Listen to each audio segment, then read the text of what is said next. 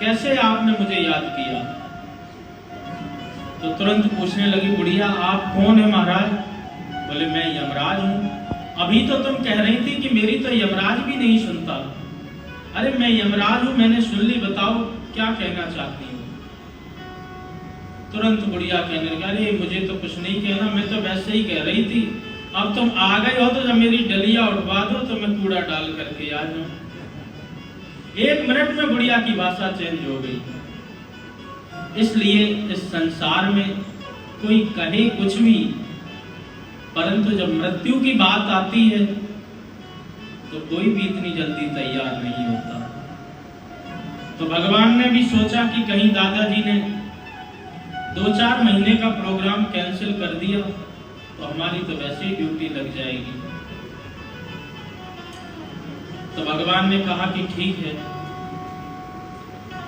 तो भीष्म पितामह जी ने कहा कि ऐसे नहीं। प्रसन्न हासारुढलोचनोल्लसन् मुखाम्भुजो ध्यान पतश्चतुर्भुजम्। हे चतुर्भुजधारी भगवान, प्रसन्न होकर के आप मेरे सामने खड़े होइए, तभी मुझे आनंद आएगा, तभी मेरे शरीर की सारी पीड़ा का अंत होगा। भगवान भीष्म पितामह के कहने पर मुस्कुराने लगे और जैसे ही भगवान मुस्कुराए तो भीष्म पितामह की सारी पीड़ा वहीं दूर हो गई। भीष्म पितामह की मानो यही इच्छा थी कि अंत काल में आप मेरे सामने ही खड़े रहो तो मेरे सदगति में कोई संदेह ही नहीं रह जाएगा। तो भगवान प्रसन्न हुए, भीष्म पितामह का सारा शोक दूर हो गया। युधिष्ठिर जी महाराज एक एक करके प्रश्न करते गए कि महाराज दान धर्म क्या है, राज धर्म क्या है, मोक्ष धर्म क्या है। सभी धर्मों का ठीक से मर्म समझाया। दान धर्मान राज धर्मान मोक्ष धर्मान विभागशः स्त्री धर्मान भगवत धर्मान समासभ्यासयोगतः समासभ्यासयोगतः। एक एक धर्म का मर्म बहुत अच्छी तरह समझा दिया और उन सभी धर्मों का भीष्म पितामह जी ने एक श्लोक में सार निकाल करके छोड़ दिया। सब हे राजन, सभी धर्मों का सार एक ही है। वो क्या है? बोले आत्मनः प्रतिकूलानि परेषां नः समाचरेत्। आत्मनः प्रतिकूलानि, जो व्यवहार आपको अच्छा ना लगे वो व्यवहार आप किसी दूसरे से ना करें। आत्मनः, अरे जैसी आत्मा आपकी है वैसे ही आत्मा दूसरे व्यक्ति की है। तो जो आपको अच्छा नहीं लगता है तो दूसरे को भी अच्छा नहीं लगेगा। जैसे सम्मान आपको बहुत अच्छा लगता है और कोई आपका अपमान करे तो फिर आपको सहन नहीं होता, तो फिर आप भी किसी और का अपमान ना करें। आत्मनः प्रतिकूलानि परेषां न समाचरेत्। ऐसा व्यवहार किसी के साथ ना करें जो आपके मन को अनुकूल ना लगे। आप किसी को 4 की चीज 40 को बेच आए तो बड़े प्रसन्न होते कि चलो आज हमने इतना कमा लिया, और किसी ने यदि आपको ठग लिया तो हजारों गाली सुना दोगे, अरे मुझे इसने ठग लिया, इसकी इतनी हिम्मत, क्यों भाई ऐसा क्यों हो रहा? जब आप जो व्यवहार उसके साथ कर रहे हो तब तो आपको कोई गिलानी नहीं हो रही, और आपके साथ यदि वही व्यवहार हो जाए तो फिर आप क्यों परेशान होते हो? तो भीष्म पितामह जी ने एक श्लोक में ही सारा धर्मों का सार निचोड़ करके रख दिया। इसको कहते हैं भीष्म गीता। जब अर्जुन को शोक हुआ तो भगवान ने भगवत गीता का उपदेश दिया, और जब युद्ध के अंत में जब युधिष्ठिर को शोक हुआ तो तो श्री भीष्म पितामह जी ने अपने मुखारविंद से भीष्म गीता का उद्बोधन किया और कहा कि राजन, जो आपको अच्छा ना लगे वो दूसरे के साथ ना करें, यही सभी धर्मों का सार है। अच्छी तरह समझा करके जब युधिष्ठिर जी महाराज के मन में जितने भी विचार थे, जितना भी शोक था, जब सब शोक समाधानित हो गया तो अब भीष्म पितामह जी ने भी सोचा कि अब मुझे बहुत ज्यादा देर नहीं करनी चाहिए और प्रभु प्रसन्नता से हमारे सामने खड़े हुए हैं, इससे अच्छा हमें और मौका कहाँ मिलेगा। तो तुरंत भीष्म पितामह जी ने भी परम धाम जाने के लिए विचार बनाया और विचार करने लगे कि भगवान सामने खड़े हैं तो क्यों ना इनके चरणों में कुछ पुष्प चढ़ा दिए जाए। परंतु पुष्प कहां से लाएं, सैया पर पड़े हुए। तो उन्होंने पुष्प ताग्रता छंद से ही एक श्लोक बना करके भगवान के चरणों में चढ़ाया। बहुत सुंदर स्तुति की पुष्प ताग्रता छंद में। तो आइए हम भी उस स्तुति में अपने मन को लगाते हैं।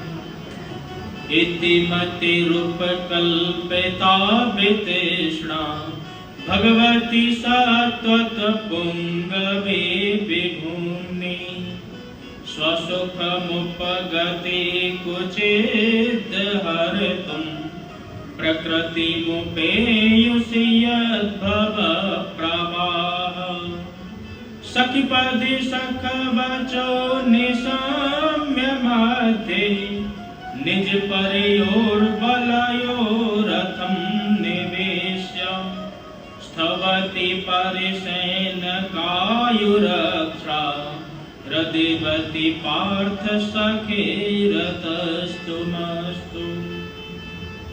इस प्रकार से पुष्प ताग्रता छंद में बहुत अच्छी तरह स्तुति की भीष्म पितामह जी ने। भीष्म पितामह जी मानो कहना चाह रहे हो, सबसे पहले उन्होंने इति शब्द से आरंभ किया, जबकि संस्कृत में यदि किसी श्लोक का आरंभ होता है तो अथ शब्द से आरंभ होता है और इति शब्द से अंत होता है। परंतु भीष्म पितामह जी अपने श्लोक में इति शब्द से आरंभित कर रहे हैं। मानो कहना चाह रहे हो कि प्रभु, अब ये हमारी अंतिम ही आपको प्रार्थना है, इसके बाद और कोई भी नहीं, जो कुछ है यही है, तो इसलिए इति लगाया। और कहना क्या चाह रहे हैं? इति मति रूप कल्पिता वितृष्णा। कह रहे प्रभु, मैं इस धराधाम को छोड़ने से पहले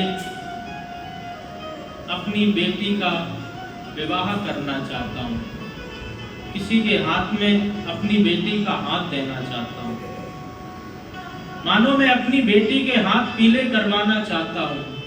भगवान ने मुस्कुरा करके कहा कि बाबा, हाथ तो आपके ही पीले नहीं हुए, आपका ही विवाह नहीं हुआ तो बेटी कहाँ से आ गई? बोले कि नहीं, हमने अभी एक बेटी गोद ले ली है और मैंने पूरे ब्रह्मांड में ढूंढ लिया, उसके योग्य कोई वर ही नहीं मिला। तो भगवान ने कहा कि कोई ज्यादा पढ़ी लिखी है क्या? बोले हाँ, पढ़ी लिखी तो है। बताओ उसका नाम क्या है और कितनी पढ़ी है, फिर हम बताते हैं। तो भीष्म पितामह कहते हैं, इति मति रूप कल्पिता वितृष्णा।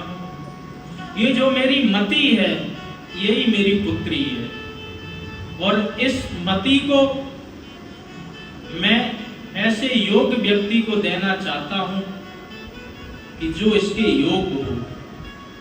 बोले इसकी विशेषता क्या है? बोले मैं मति ही वितृष्णा, मेरे इस बुद्धि में किसी भी प्रकार की कोई तृष्णा नहीं है। नहीं तो इस संसार में प्रत्येक व्यक्ति के अंदर पुत्रेषणा, लोकेषणा और वित्तेषणा भरी हुई है। प्रत्येक व्यक्ति के अंदर धन की ईर्ष्णा होती है, पुत्र की ईर्ष्णा होती है, और लोक में उसका नाम हो उसका भी उसको ईर्ष्णा उसके मन में रहती है। परंतु भीष्म पितामह जी कहते हैं कि मेरे मन में और मेरी मति में किसी प्रकार की कोई ईर्ष्या नहीं है। तुलसीदास जी तो प्रमाण से कहते हैं कि ऐसा कोई भी व्यक्ति नहीं है जिसमें ये तीन ईर्ष्याओं में से कोई एक ईर्ष्या ना हो। सुत वित्त लोक ईर्ष्या तीनी, कहि के मन इन कृत न मलिनी। ऐसा कोई नहीं है जिसके मन को इन ईर्ष्याओं ने खराब नहीं किया हो, दूषित नहीं किया हो, मलिन नहीं किया हो। परंतु भीष्म पितामह जी कहते मे मति वितृष्णा, मेरी मति में किसी भी प्रकार का कोई दोष नहीं है। और आप भी गीता में कह रहे थे कि मम बुद्धि निवेशया, अपनी बुद्धि को मेरे में निवेशित करो। तो मैं चाहता हूं कि आप मेरी मति को अपनी श्रीमती बना लें। तो फिर यदि मेरी मति बन जाएगी आपकी श्रीमती, तो इसको भी मिल जाएगी गति, और फिर मुझे भी बार बार आना जाना नहीं पड़ेगा और मेरी भी हो जाएगी सदगति। बोलो जय श्री राम। जब इस प्रकार से भीष्म पितामह जी ने स्तुति की और स्तुति करते करते मानो भगवान के महारास में धीरे धीरे प्रवेश कर गए। कहते हैं भीष्म पितामह जी, ललित बल गुहासो, भगवान जब चलते हैं तो उनकी चाल को ही देख करके सभी लोग मोहित हो जाते हैं। जो मान लो उनकी चाल को देख करके मोहित नहीं हुए तो प्रणय निरीक्षण, उनकी तरफ वो देख करके थोड़ा सा मुस्कुरा देते हैं। तो मुस्कान को देख करके सब लट्टू हो जाते हैं। फिर भी अगर मुस्कान से और चाल से कोई बच गया तो बंसी बजा करके उसको मोहित कर लेते हैं। भगवान का ऐसा स्वरूप है कि अपने स्वरूप से वो प्रत्येक व्यक्ति को मोहित कर लेते हैं, और जिनका चित्त साफ होता है उनके चित्त में आकर के स्वयं विराजमान भी हो जाते हैं। धीरे धीरे भीष्म पितामह जी महारास में प्रवेशित हुए, और प्रवेशित होने के बाद पता ही नहीं चला कि कब भीष्म पितामह जी ने अपने प्राण वहीं पर त्याग दिए और उनकी आत्म ज्योति भगवान के ही श्री चरणों में विलीन हो गई। बोल भीष्म पितामह महाराज की, भक्त वत्सल भगवान की। स्वर्ग में देवता खड़े खड़े भीष्म पितामह जी की प्रतीक्षा कर रहे, ऊपर से पुष्प वृष्टि कर रहे। 12 महाभागवतों में श्री भीष्म पितामह जी भी एक हैं। तो ऐसे भीष्म पितामह को भी आज सद्गति मिली। आकाश में देवता दुंदुभियां बजाने लगे, और इस प्रकार से भीष्म पितामह जी भी परम धाम को चले गए। जैसे भीष्म पितामह जी परम धाम को गए, भगवान भी पांडवों से आज्ञा लेकर के कुंती बुआ से आज्ञा ली और वो भी अपने द्वारका की ओर चले गए। जब द्वारका की ओर चले गए तो तुरंत सौनक जी ने प्रश्न कर दिया कि महाराज, मैंने आपसे प्रश्न पूछा था कि श्रीमद् भागवत महापुराण परीक्षित को कैसे सुनाई गई, क्यों सुनाई गई। आप परीक्षित के कहानी को छोड़ करके आप द्वारका पहुंच गए। सुखदेव जी बोले कि राजन, कई बार होता क्या है कि वक्ता का मन किसी प्रसंग में बहुत अच्छी तरह लग जाता है तो वो भी वहां पर बह जाता है। इसलिए अब ध्यान से सुनो। एक दिन समय पाकर के विदुर जी आए धृतराष्ट्र से मिलने के लिए। धृतराष्ट्र से जब मिलने के लिए आए तो आकर के पूछा, और राजन, किस प्रकार से तुम्हारी जिंदगी कट रही है।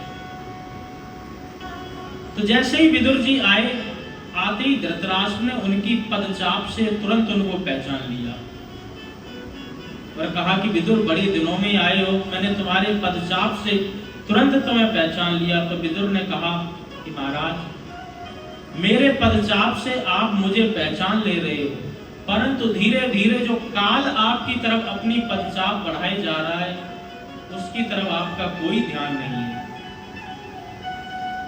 मैं क्या करूं विदुर, मैं आंखों से अंधा हूं। परंतु एक बात मैं आपको कहूं, ये पांडव मेरा बहुत ध्यान रखते हैं।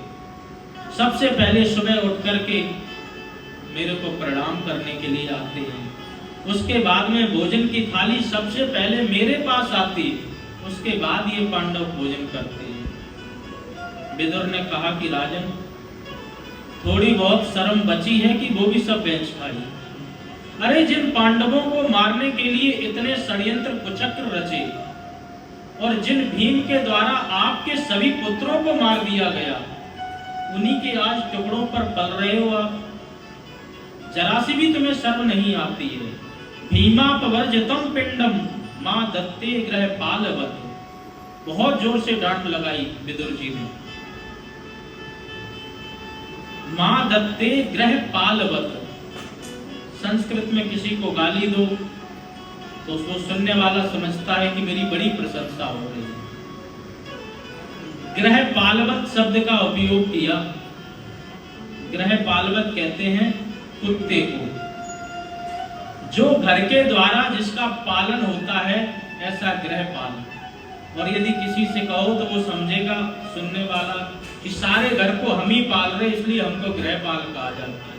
बोलो जय श्री कृष्ण। तो आज कहा कि कुत्ते की तरह इन पांडवों के टुकड़ों पर पल रहे हो, तुम्हें जरा सी भी शर्म नहीं आती। अरे विदुर, मैं अंधा हूं, मैं क्या करूं, कहां जाऊं। विदुर ने कहा, यदि सचमुच अपना कल्याण करना चाहते हो तो अभी इसी समय मेरे साथ में जंगल की ओर चलो। धृतराष्ट्र ने भी देर नहीं की और विदुर के साथ जंगल की ओर चले गए। जब सुबह पांडव आए तो पांडवों ने आकर के देखा तो धृतराष्ट्र नहीं मिले, माता गांधारी भी नहीं मिली। तो बहुत चिंतित हुए, विचार करने लगे कि मुझसे क्या कोई पाप हो गया, मैंने क्या कोई ऐसा अपशब्द बोल दिया जो मुझे छोड़ करके आज पिताजी चले गए। बहुत शोकित होकर के बैठे हुए थे। तब नारद आदि ऋषियों ने बताया कि आप चिंता मत करो, वो एक अच्छे संत के सानिध्य में है, अब उनके कल्याण में कोई संदेह रहेगा ही नहीं। तब जाकर के पांडवों का शोक शांत हुआ। एक दिन भगवान मिलने के लिए आए पांडवों से और मिलकर के कहा कि अर्जुन, मैं यहाँ पर तुम्हारे यहाँ कितने दिनों तक रहता हूँ, कभी तुम भी हमारे यहाँ चला करो। अर्जुन ने भी अपने बड़े भाई युधिष्ठिर से आज्ञा ली और भगवान के साथ में द्वारका की ओर चले गए। जब द्वारका की ओर चले गए, धीरे धीरे समय बीतता गया, 7 महीने बीत गए। अर्जुन का कोई समाचार नहीं आया। तो एक दिन युधिष्ठिर जी ने भीम से कहा कि धीरे धीरे 7 महीने बीत गए, अर्जुन का कोई अता पता नहीं। अरे जब नहीं आना था, मानो ससुराल में यदि मन लग गया तो कम से कम कोई चिट्ठी पत्री भेज देते, कुछ तो बता देते। आजकल हमें बहुत अपशगुन दिखाई देते हैं। मंदिरों में जाता हूं तो प्रतिमाएं श्रीहीन हो गई हैं। अभी मैं बाहर से आ रहा था तो मैंने देखा कि एक गाय बछिया का दूध पी रही है। बहुत इस प्रकार के हमें अपशगुन हो रहे और मेरा हृदय बहुत विचलित हो रहा है। 7 महीने बीत गए। गता सप्ताह मासा भीमसेन तवानुजः नयति कश्चिद् बाहेतुर्नाहं वेदमसंजया। मैं देखता हूं वेद की वाणी प्रतिदिन सुनाई दिया करती थी आश्रमों से, आजकल वेद वाणी भी हमें नहीं सुनाई दे रही। तो मैं बहुत विचलित हो रहा हूं, पता नहीं क्या होगा क्या नहीं।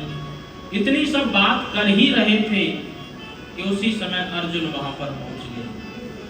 अर्जुन का मुंह बिल्कुल कांतिहीन, बिल्कुल मुंह लटका हुआ, उदास चेहरा। जब उदास चेहरे को युधिष्ठिर ने देखा और देख करके अनेक प्रश्न किए। अरे अर्जुन, तुमसे ऐसा कौन सा पाप हो गया? क्या तुमने अपने क्षत्रिय धर्म का ठीक से पालन नहीं किया, या तुमसे ब्राह्मण गाय आदि का वध हो गया? तुम्हारी कांति आज क्यों सब चली गई? सब कुशल तो है द्वारका में? जब कुशलता का समाचार पूछा तो हाथ जोड़ करके अर्जुन अपने बड़े भाई के पैरों में गिर पड़े और कहने लगे, वंचितो हम महाराज हरणा बंधुरूपणः येन मे पहतं तेजो देविष्मापनं महत्। वंचितो हम महाराज, आज हम प्रभु की कृपा से वंचित हो गए। किस प्रकार से 56 करोड़ यदुवंशियों का संहार हो गया। ग्रह कलेश के ही कारण भगवान भी अपने परम धाम को चले गए, इस धरा धाम को छोड़ करके। जैसे ही सुना कुंती मां ने कि भीष्म पिता, जैसे ही कुंती माता ने सुना कि भगवान इस धरा धाम को छोड़ करके चले गए, तुरंत ध्यान योग लगा करके अपने प्राणों का भी वहीं पर अंत कर दिया। पांडवों ने सोचा कि अब मुझे भी और ज्यादा जीने की आस नहीं है। जब प्रभु ही नहीं रहे तो मैं यहां पर रह करके क्या करूं? तो पांडवों ने छोटे से बच्चे परीक्षित को सारा भार सौंप दिया। परीक्षित नाम इसलिए रखा गया, सबसे पहले जब वो बालक पैदा हुआ तो उसका नाम दिया ब्राह्मणों ने विष्णुरात, विष्णुना दत्तः राता इति विष्णुरात। परंतु वो जिसकी भी गोद में जाए और सबको चेहरे को बहुत अच्छी तरह देखे तो मानो ऐसे लग रहा है कि वो किसी की परीक्षा ले रहा हो, तो उसका नाम रख दिया परीक्षित। धीरे धीरे परीक्षित बड़े हुए और परीक्षित को सारा राजपाट सौंप करके आज पांडव स्वर्गारोहण की यात्रा पर चले गए। वीर संन्यास को प्राप्त करके एक एक करके स्वर्गारोहण पर गए और जाकर के एक एक करके भगवान के चरणों में अपने मन को लगा करके केवल युधिष्ठिर जी महाराज स्वर्ग तक पहुंच पाए। अन्य सभी जितने पांडव थे किसी न किसी पाप के कारण आधे रास्ते में ही उनको अपने प्राणों का अंत करना पड़ा। इधर परीक्षित जी ने सोचा कि हमको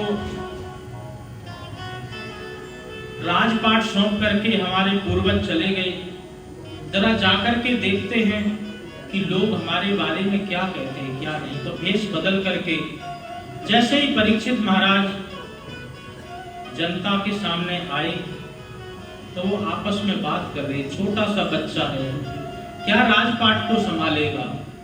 तब तक कोई कहता अरे छोटा सा बच्चा है तो क्या हुआ, वीर अभिमन्यु का बच्चा है जिसने गर्भ में ही चक्रव्यूह तोड़ना सीख लिया था। तो एक कहता अरे इनके दादाजी कोई कम थे, गांडीवधारी अर्जुन।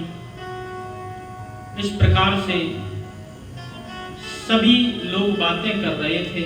इसी बीच में परम पूज्य स्वामी श्री महाराज जी का आगमन हुआ है। तो आइए हम सभी उनके चरणों में प्रणाम करें। बोल सद्गुरुदेव महाराज की, स्वामी जी महाराज की।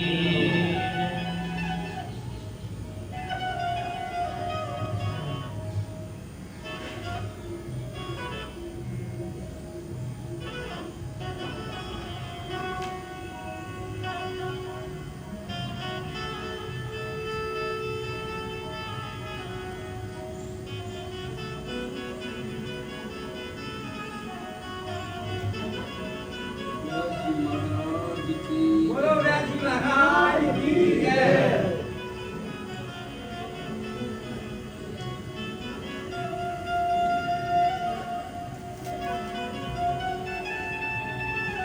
भक्तवत्सल भगवान की, श्री सद्गुरुदेव भगवान की। परीक्षित जी अपने पूर्वजों की प्रशंसा को सुनकर के बहुत ही प्रसन्न हो रहे और विचार कर रहे कि हमारे पूर्वजों की कीर्ति इतनी अच्छी थी कि आज भी लोग चर्चा करते हैं, तो किसी भी कारण से मैं अपने पूर्वजों की कीर्ति को धूमिल न करूं। बहुत अच्छी तरह विचार करते हैं। आगे बढ़कर के देखते क्या है कि एक गाय और बछड़ा आ रहा है। एक काला कलूटा सा आदमी उन गाय और बछड़े दोनों की पिटाई कर रहा है। जब गाय की पिटाई होते हुए देखी तो तुरंत परीक्षित जी ने कहा कि गाय माता आप चिंता ना करें। अरे मैं अभी परीक्षित जिंदा हूं। भगवान के धराधाम से त्यागने के बाद में गायों पर इतना अत्याचार होने लगा। अरे जिन गोविंद ने इन गायों को इतनी अच्छी तरह प्रेम दिया, इनको चराया, आज इनको कौन मार रहा। गाय से पूछा कि देवी आप कौन हैं। कुछ भी नहीं बोली गाय। जब बछड़े से पूछा कि आप कौन हैं, आपके तो मैं देख रहा हूं 3 पैर ही नहीं है, केवल एक पैर से आप जैसे तैसे लंगड़ा करके चल रहे हैं। तो बछड़ा बोल पड़ा कि देखो मैं अपने दुख का किसको कारण मानूं। लोग कहते हैं कि ये तो सब अपने कर्मों का ही खेल होता है, कोई नहीं सुख दुख कर दाता, निज कृत कर्म भोग सब भ्राता। सब अपने अपने कर्मों को ही भोगते हैं। दूसरी तरफ कहते हैं कि भगवान की इच्छा के बिना पत्ता भी नहीं हिलता, तो मैं किसको अपने इस दुख का कारण मानूं। परीक्षित जी तुरंत समझ गए। कहने लगे कि आपकी भाषा ने ही आपका परिचय दे दिया। आप साक्षात धर्म के अवतार हैं और ये गाय माता, ये धरा देवी। धरा और धर्म के पीछे ये धूर्त कौन है। जब उससे पूछा कि रे तू कौन है, तो बोला महाराज मैं कली हूं, मेरा नाम कलयुग। तो तुरंत मारने के लिए जैसे ही आगे बढ़े तो हाथ जोड़ करके दीनहीन होकर के पाही माम करके चरणों में गिर पड़ा। क्षत्रिय का धर्म होता है कि यदि कोई शरणागत हो जाए तो फिर उसका वध नहीं करते। तो जब चरणों में गिर पड़ा तो पूछा कि तू मेरे राज्य में कैसे घुस आया, जा तो मेरे राज्य से बाहर निकल जा। बोले महाराज जाऊं कहां, जहां से सूर्य उदय होता जहां तक अस्त होता है सारा आपका ही तो राज्य है, तो मैं कहीं और कहां जाऊं। मैं मानता हूं कि मेरे में अनेक अवगुण दोष हैं, परंतु एक गुण बहुत बढ़िया है। वो क्या है। बोले यत् फलम नास्ति तपसा न योगेन समाधिनः तत्फलम लभते सम्यक् कलहु के सब कीर्तनात्। अन्य युगों में जो बहुत वर्षों तक तपस्या करके फल प्राप्त नहीं हुआ करता था, इस कलकाल कलयुग में केवल हरि नाम संकीर्तन मात्र से जीव का कल्याण हो जाया करेगा। ये मेरे अंदर बहुत अच्छा गुण है। परीक्षित ने कहा कि ठीक है, गुण तो तुम्हारा बहुत अच्छा है, तो हम तुम्हें 4 स्थान देते हैं। द्यूतम पानम स्त्रियः सूनः यत्र धर्म चतुर्विधः। जहां जुआ खेला जाता हो, जहां मदरा पान होता हो, जहां स्त्री लंपट पुरुष रहते हो और जहां पर हिंसा होती हो, ऐसे 4 स्थान दे दिए। जब 4 स्थान को पाकर के कलयुग कहने लगा महाराज जैसा यात्री वैसे ही कमरे, आपको एक अच्छा गुण मिला दिखाई दिया तो कम से कम एक अच्छा तो कमरा दे दीजिए। अरे घर में अन्य कमरे कैसे भी हों, परंतु ड्राइंग रूम तो अच्छा होना चाहिए, जहाँ किसी को बिठाल करके हम अच्छी तरह अतिथि सत्कार कर सकें। बोले क्या चाहते हो। बोले महाराज सोने में बास और मिल जाता तो मेरा गुजारा आराम से हो जाता। परीक्षित जी गुण पर मुग्ध थे तो कहा कि चलो मैंने सोने पर भी बास दिया। तो कलयुग के 4 तो ये प्रमुख केंद्र हैं ही, जहां पर जुआ आदि खिलता हो, ये कलयुग का मुख्य प्रथम केंद्र है। जहां पर मदरा पान होता हो, वहां भी कलयुग का वास रहता ही रहता है। जहां स्त्री लंपट पुरुष हो, जहां हिंसा होती हो, वहां कलय हुए बिना रह ही नहीं सकता। यदि कलयुग से बचना चाहते हो, उसके प्रभाव को अपने ऊपर नहीं आने देना चाहते हो, तो इन 4 स्थानों से दूर रहना चाहिए व्यक्ति। सोने में भी जब वास दे दिया कलकाल कलयुग को, तो कलयुग प्रसन्न हो गया। विचार करने की बात है कि सोना इतना अमूल्य और पवित्र माना जाता है, तो इसमें कलयुग का वास कैसे है? अरे सोने को तो भगवान भी गीता में कहते हैं, धातु नाम अस्मि कांचनम, धातुओं में मेरा स्वरूप सोना ही है। तो फिर उसमें कलयुग का वास कैसे हो सकता है? यदि है तो इसका निराकरण क्या है? गोस्वामी तुलसीदास जी कहते हैं कि संसार में ऐसी कोई वस्तु नहीं है जिसमें कोई ना कोई दोष ना हो। जड़ चेतन गुण दोष में विश्व कीन करता है। प्रत्येक जगह गुण और दोष भरा हुआ है, परंतु इस दोष से मुक्ति कैसे पाए? बोले इससे मुक्ति पाने का एक ही साधन है कि सबसे पहले अगर प्रभु को इसको अर्पित कर दो, तो फिर इसमें से दोष हट जाएगा और भगवान की कृपा इसमें सम्मिलित हो जाएगी। जैसे भोजन है, अन्न जो है, अन्न में दोष होता है, उसी अन्न का जब हम भोजन बना करके भगवान पर भोग लगा देते हैं, तो फिर उस अन्न का सारा दोष नष्ट हो जाता है, वो प्रसाद बन जाता है। इसी प्रकार से यदि कोई भी वस्तु है जिसमें हमें दोष नजर आ रहा है या नहीं भी नजर आ रहा है, तभी भी भगवान को चढ़ा दो तो तुरंत प्रसाद बन जाएगा और वो सारा दोष खत्म हो जाएगा। तुम ही निवेदित भोजन करही, प्रभु प्रसाद पट भूषण धर। जब उसको परमात्मा के चरणों में आप चढ़ा देंगे, तो फिर उसमें दोष किसी प्रकार का नहीं रहेगा। तो सोने को भी अगर खरीद करके लाओ, तो सबसे पहले यदि प्रभु को चढ़ा दोगे तो सोने में कोई दोष नहीं रहेगा। इसीलिए सोने को या किसी भी वस्तु को भगवान पर चढ़ा करके ही अपने उपयोग में लेना चाहिए, तो वो प्रसाद बन जाता है, फिर उसमें कोई भी दोष नहीं रहता। परीक्षित महाराज ने इधर सोने में कलयुग का वास दे दिया और एक दिन शिकार खेलने के लिए चले गए।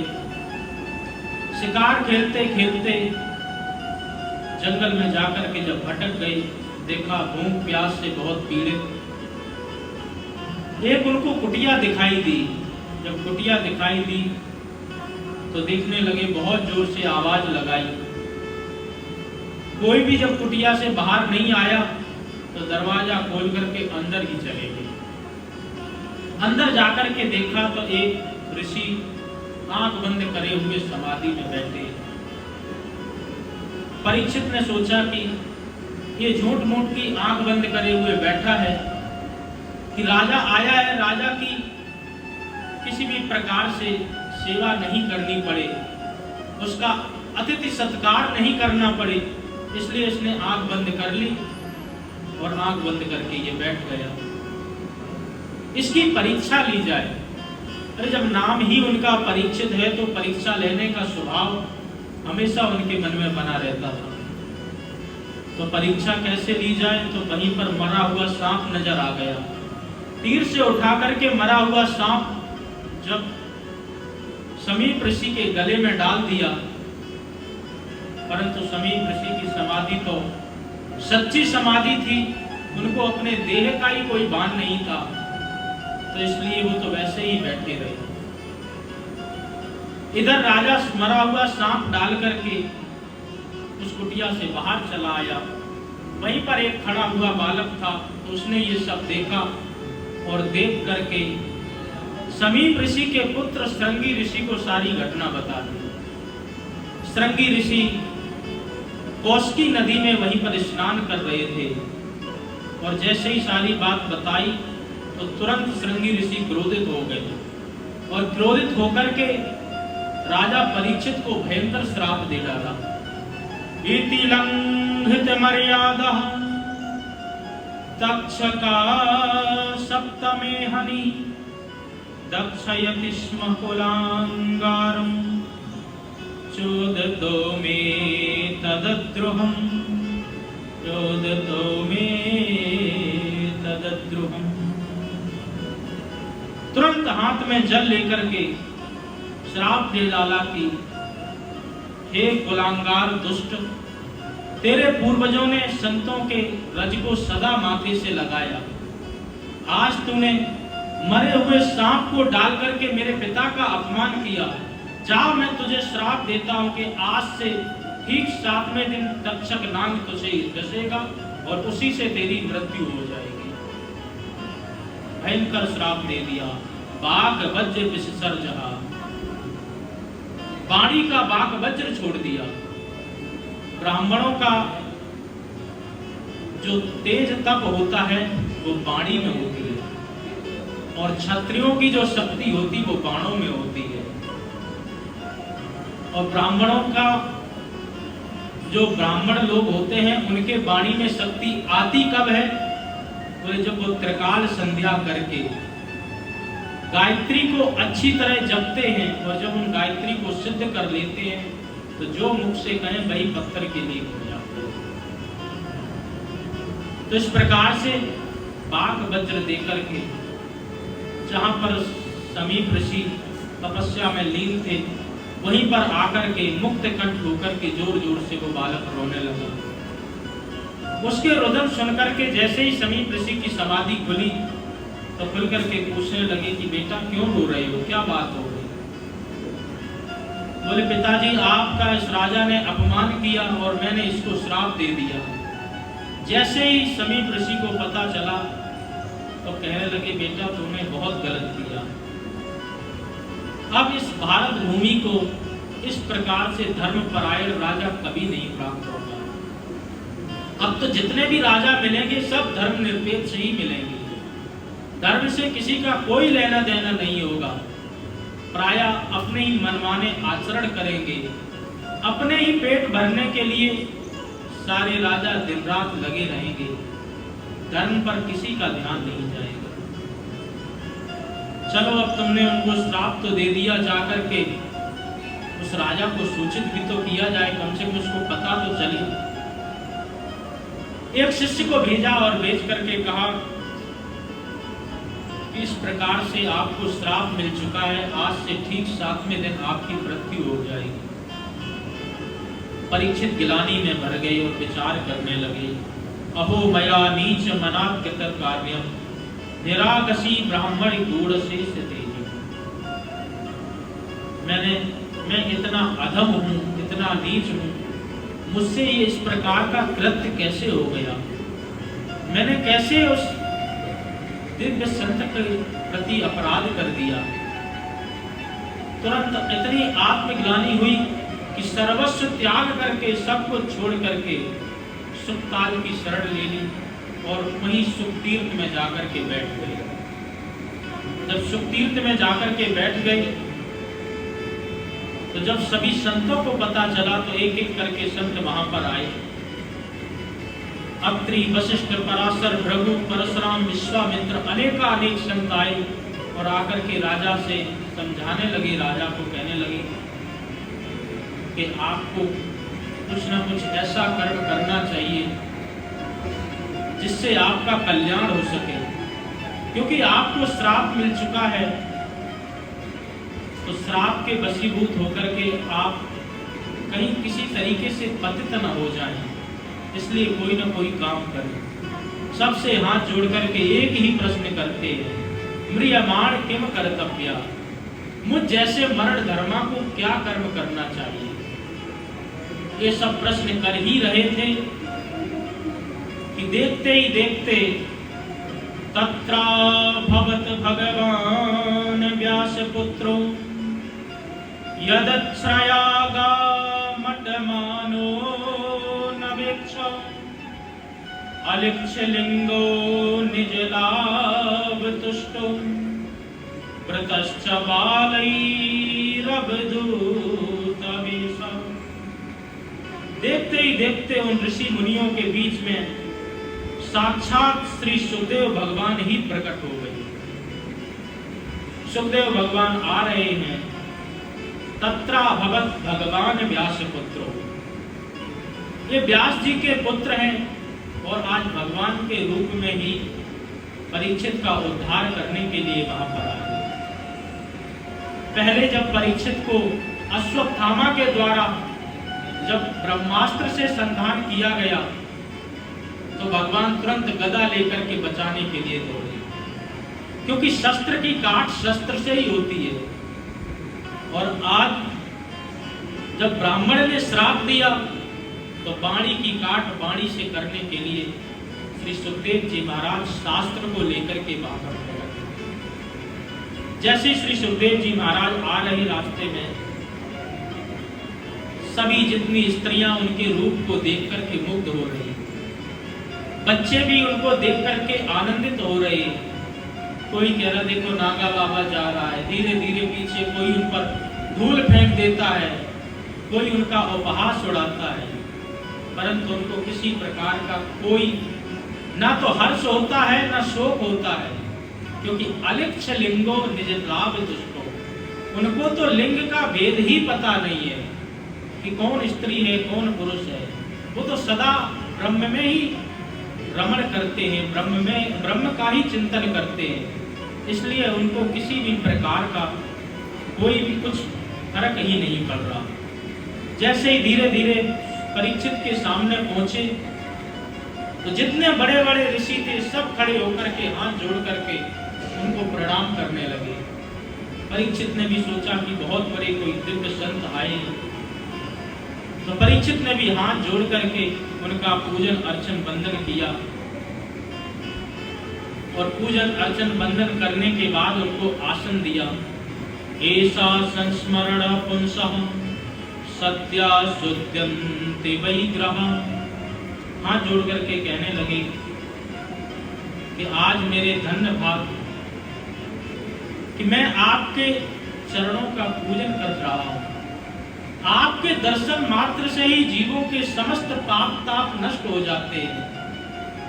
आज मैं अपने आप को बहुत सौभाग्यशाली समझता हूं, परंतु मेरा एक ही प्रश्न है, कृपा करके आप बताओ कि म्रियमाण किम कर्तव्या, मुझ जैसे मरण धर्मा को क्या करना चाहिए, क्या नहीं करना चाहिए, कृपा करके आप मुझे अच्छी तरह बताएं। श्री सुखदेव जी महाराज कहते हैं, राजन ध्यान से सुनो। बरीयानेशते प्रश्नः क्रतो लोकहितं नृपः आत्मविद सम्मतः पुंसः श्रोतव्या दिशुया परः। हे नृपा, बरीयांते प्रश्न, आपका प्रश्न बहुत ही अद्भुत है, बहुत ही अच्छा है। ये प्रश्न आपने केवल अपने लिए नहीं, क्रतो लोक हितम नृपा, आपने समस्त जीवधारियों के लिए ये प्रश्न किया है। क्योंकि प्रत्येक व्यक्ति मरण धर्मा है, प्रत्येक व्यक्ति को मरना है और 7वें दिन ही प्रत्येक व्यक्ति को मरना, क्योंकि 8वां दिन तो होता ही नहीं है।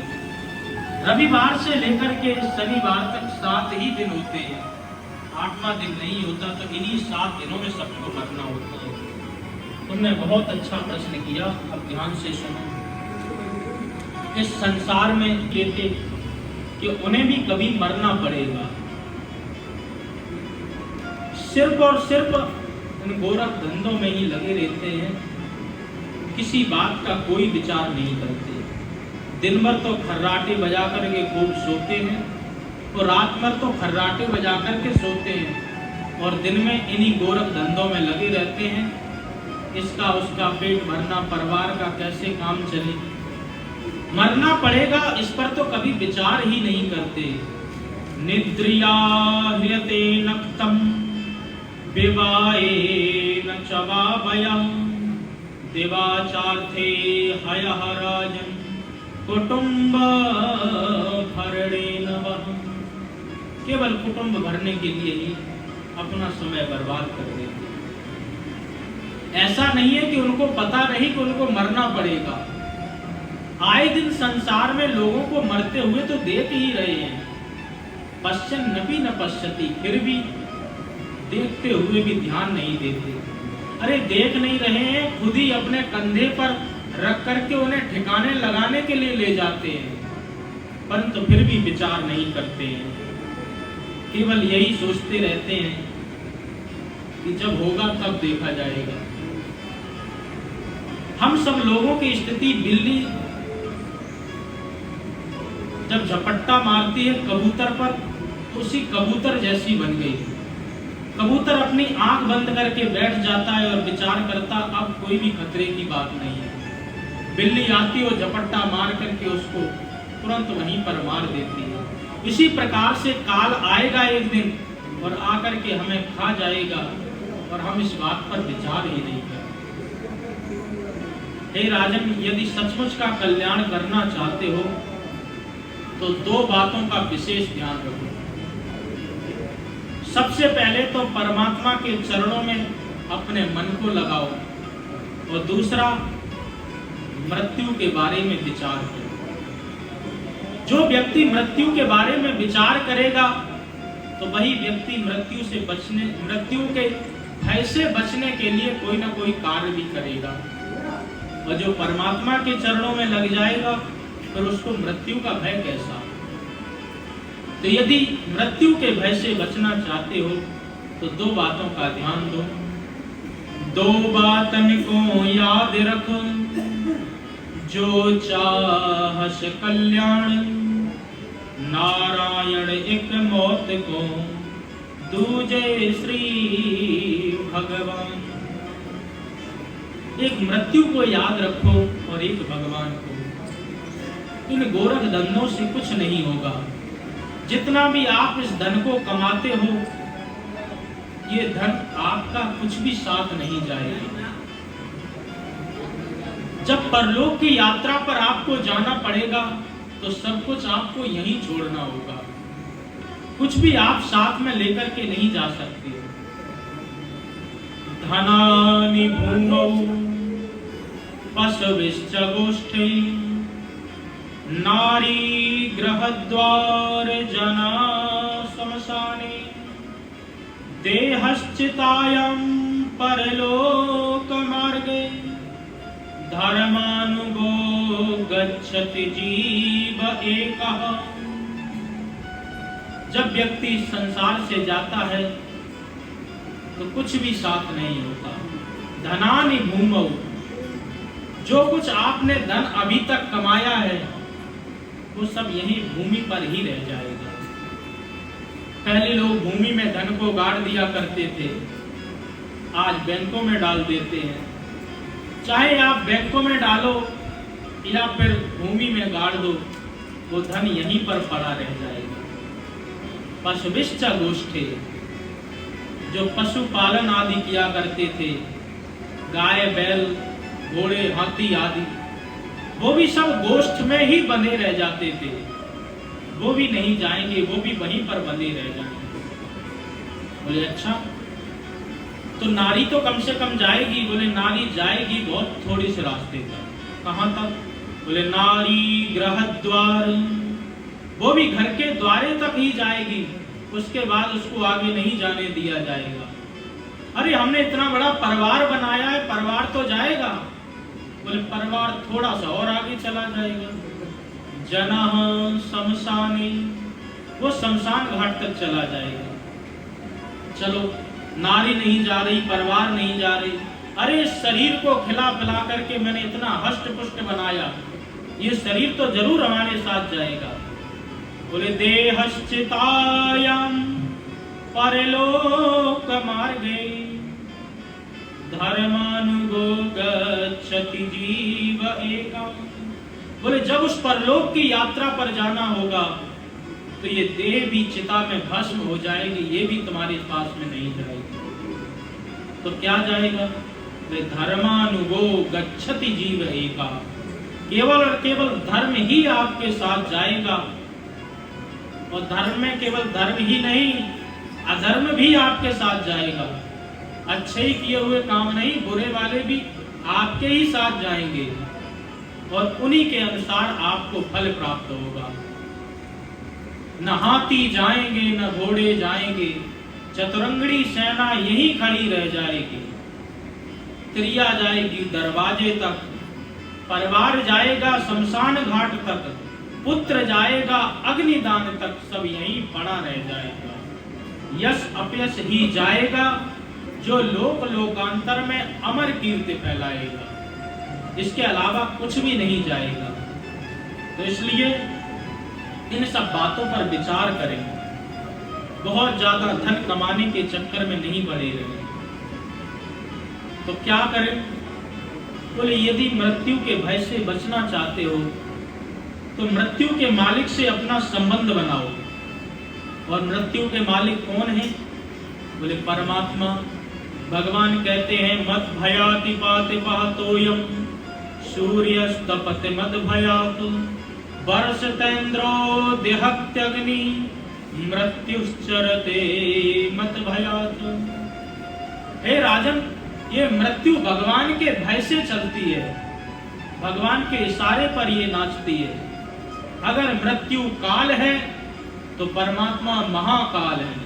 कालम महाकाल कालम करालम, ऐसे महाकाल की शरण को पकड़ो, परमात्मा की शरण को पकड़ो, तो फिर मृत्यु का आपको भय नहीं लगेगा। 3 बातों का विशेष ध्यान रखो। तस्मात् भारत सर्वात्मा भगवान ईश्वरो हरि श्रोतव्यः कीर्तितव्यश्च स्मर्तव्या चिच्छता भयम्। श्रोतव्या, भगवान की कथाओं को सुनो, भगवान के सत्संग को सुनो। दूसरी बात है कीर्तितव्या, भगवान के संकीर्तन को करो। और तीसरी बात है कि एकांत में बैठ करके आराम से ध्यान करो। महाराज, ये ध्यान कैसे किया जाता है? बोले ध्यान के लिए 4 बातों का विशेष ध्यान होना चाहिए। जितासनु जितश्वासु जित संगो जितेन्द्रियः स्थूले भगवतो रूपे मनः संधार एत्य। ध्यान के लिए 4 बातों का विशेष ध्यान करो। बोले जितासनु, सबसे पहले बैठ करके आसन को जीतो। अनेक प्रकार के आसन होते हैं योग में, पद्मासन, कमलासन, सुखासन, अनेकानेक प्रकार के आसन। जिस आसन पर आप आराम से बैठ सकते हैं उस आसन पर बैठ करके थोड़ा सा आसन जीतने का प्रयत्न करना चाहिए। जब आप आसन जीत लें तो ले जिता श्वास, उसके बाद आप श्वास को जीतें। श्वास को जीतने के लिए आपको प्राणायाम विधि अपनानी पड़ेगी। प्राणायाम विधि में पूरक, कुंभक और रेचक की विधि से यदि आप प्राणायाम करेंगे तभी आप श्वास पर संयम पा सकते हैं। एक अंगूठे से नाक के छिद्र को बंद करके जब दूसरे नाक के श्वास से वायु को खींचते हैं तो उसका नाम है पूरक। और जब खींच लें तो दोनों हाथों से नाक को बंद कर लें और जब वो श्वास आपके शरीर में भर जाएगी तो उसका नाम है कुंभक। और फिर जिस नासिका को बंद किया था उसी नासिका से धीरे धीरे करके उस सारी श्वास को जब आप निकाल देते हैं तो इसी का नाम है रेचक। रेचक कुंभक पूरक की विधि से प्राणायाम करना चाहिए। प्राणायाम करते समय जब आप श्वास को खींचें तो कम से कम एक गायत्री मंत्र में जितना समय लगता उतना समय खींचने में लगना चाहिए। जब आप श्वास को छोड़ें तो कम से कम 2 गायत्री मंत्र के समय के बराबर श्वास को धीरे धीरे छोड़ना चाहिए। और जब आप पेट में भर कर के श्वास को रखें तो 4 गायत्री मंत्र में जितना समय लगे उतना कम से कम प्रयत्न करना चाहिए। परंतु गायत्री मंत्र दुजातियों के लिए होती है जो यज्ञोपवीत धारण करके अच्छी तरह जिनको यज्ञोपवीत में गायत्री मंत्र की दीक्षा मिलती है उन ब्राह्मणों के लिए गायत्री मंत्र का विशेष महत्व होता है। जो दुजाति नहीं है, जो गायत्री मंत्र के अधिकारी नहीं है, वो अपने गुरु मंत्र से भी प्राणायाम को कर सकते हैं। इसलिए प्राणायाम से क्या होगा, बोले इससे आपकी श्वास पर संयम होगा। श्रीमद् भागवत महापुराण में लिखा है प्राणायाम परम बलम, प्राणायाम में बहुत शक्ति होती है। तो प्राणायाम करने से आप श्वास पर संयम कर लेंगे, क्योंकि श्वास का और मन का बहुत ही तादात्म्य संबंध है। जब आपका मन क्रोधित होता है तो आपकी श्वास भी गरम गरम निकलने लगती है। तो श्वास और मन का बहुत ही निकटतम संबंध है। तीसरी बात, जित संगो, अपने संग को जीते। संग को कैसे जीते, बोले अपने चित्त में बहुत ज्यादा लोगों को न चिपकाएं। चित्त में तो केवल चित्तचोर को ही बिठा लें। इस संसार को बिठाने से कोई लाभ नहीं। यदि संसार को बिठा लोगे तो फिर संसार आपको दबकूप में ही लेकर के गिरा देगा। आप अपने मन को असंग कर ही नहीं सकते। जैसे गंगा जी में नौका होती है, यदि गंगा जी में नौका ठीक से चलेगी तो आपको अच्छी तरह गंतव्य पर पहुंचा देगी। यदि कहीं उस नौका में ही पानी आ गया तो खुद तो डूबेगी और आपको भी ले डूबेगी। और पानी के यदि ऊपर चलेगी तो खुद तैरेगी और आपको भी तार देगी। इसलिए अपने मन को बहुत ज्यादा संसार में न रमाएं। अपने मन को किस प्रकार से रखें, बोले जैसे कमल का फूल जल में रहता है और जल की एक बूंद को भी अपने ऊपर नहीं आने देता, इसी प्रकार से आप संसार में रहें और अपने ऊपर एक भी संसार के गुण और दोष को न आने दें। कमल किस प्रकार से जल में रहकर के जल को ऊपर नहीं आने देता, पूज्य सद्गुरुदेव स्वामी गीतानंद जी महाराज ने लिखा है, कमल दल गते बूंद ज्यों जल की स्थिर रहती नहीं, क्षणिक जीवन चपल चंचल श्वास त्यों टिकती नहीं।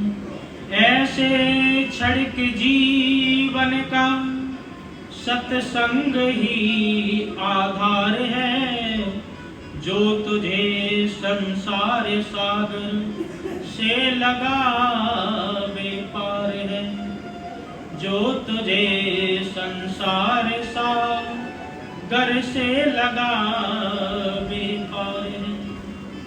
जैसे कमल जल में रहते हुए भी जल को अपने ऊपर नहीं आने देता, उसी प्रकार से आप संसार में रहें परंतु संसार को अपने अंदर न आने दें। नारियल 2 प्रकार के होते हैं, एक होता है गीला नारियल और एक होता है सूखा नारियल। तो गीले नारियल को जब आप तोड़ते हैं तो गरी का गोला भी साथ में ही टूट जाता है, और सूखे नारियल को जब तोड़ते हैं तो नारियल तो टूट जाता है और गरी का गोला निकल के बाहर आ जाता है। इसी प्रकार हम संसारी जीव गीले नारियल की तरह हैं। यदि हमारे संबंधी कोई भी टूट जाते हैं, बिछड़ जाते हैं, तो फिर उन्हीं के शोक में हम भी डूबे रहते हैं। कई ऐसे उदाहरण हैं। बोले क्या हुआ? अरे इनकी पत्नी छोड़ करके चली गई थी और उसके 6 महीने बाद ये भी चले गए। परंतु साधु संत जो होते हैं वो सूखे नारियल की तरह होते हैं। संसार टूट रहा है तो टूटता रहे, उन पर कोई फर्क नहीं पड़ता। आ जाओ तो वेलकम, चले जाओ तो भीड़ कम। बोलो राधे राधे। उन पर कोई फर्क नहीं पड़ता, वो तो भगवान के ही चिंतन में लगे रहते हैं, संसार पर ज्यादा ध्यान नहीं देते। इसलिए जीवन को संयमित बनाओ। जीवन में ऐसा संयम होना चाहिए, संतुलित होना चाहिए जीवन। यदि संतुलित नहीं होगा तो ये जीवन हमारी किसी काम का नहीं। जैसे सूर्य भगवान हैं, रोज निकलते हैं, अच्छी तरह हम सबको धूप देते हैं, संतुलन में चलते तो बहुत अच्छे लग रहे हैं। अगर यही सूर्य भगवान जरा सा नीचे आ जाए तो सबको जला करके राख कर देंगे। तो थोड़ा सा ऊपर चले जाए तो बोले सब कुछ बर्फ में परिवर्तित हो जाएगा। इसी प्रकार से घड़ी होती है, जब तक उसकी सुई चलती रहती अपने संतुलन में, तब तक हमारे काम की। उसने अपना संतुलन खो दिया तो फिर हमारे किसी काम की नहीं। ऐसे ही अपने जीवन को बनाओ। जितना आहार चाहिए उतना आहार करो। ज्यादा यदि भोजन करोगे तो वो भी हमारे शरीर को बर्बाद कर देगा। अति भोजन के करन तय, बल बुद्धि का नाश, और रोग का वह घर बना, आलस उसके पास। तो कहते हैं श्री सुखदेव जी महाराज, राजन इन 4 बातों का विशेष ध्यान करो। जितासनो, जितश्वासो, जित संगो, और चौथा है जितेंद्रिया। अपनी इंद्रियों को जीतो। 5 कर्मेंद्रियां, 5 ज्ञानेंद्रियां और 1 मन। इनको जब तुम ठीक अच्छी तरह जीत लोगे तो भगवान के ध्यान में बहुत अच्छी तरह तुम्हारा मन लगेगा। और भगवान का ध्यान होता कैसे है, इसकी चर्चा कल हम ठीक समय पर करेंगे।